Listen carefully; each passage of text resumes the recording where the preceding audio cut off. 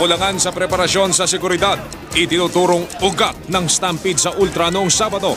Vice President Noli de Castro, pino na rin ang pangangasiwa sa trahedya.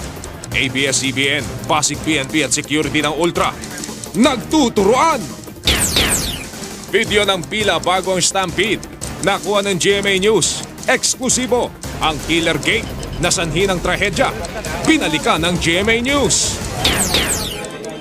Sa iba pang mga balita, dating Pangulong Cory Aquino, Senate President Franklin Drilon at dating Pangulong Erap Estrada magkaaway noon.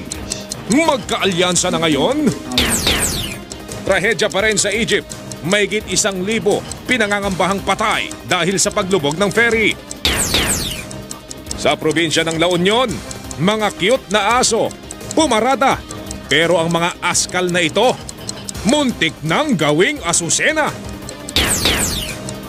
Mga tigre at sawang swerte raw sa loto, bagong atraksyon ng Malabon Zoo.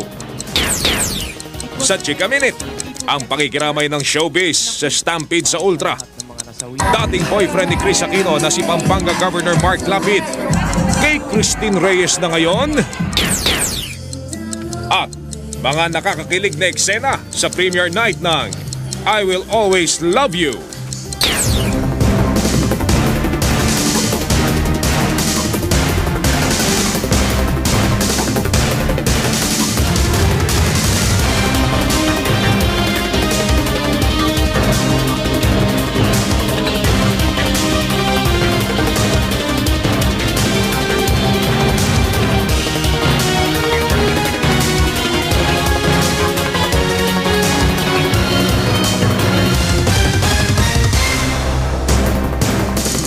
Mula sa GMA Network Center, narito ang walang kinikilingan, walang pinoprotektahan.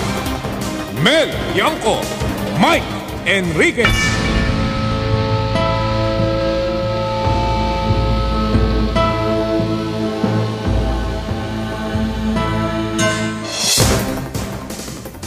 Magandang gabi po, itong 24 oras. Dahil hindi natutulog ang balita. Sino nga ba ang dapat managot sa stampede sa Ultra? Kakulangan sa pag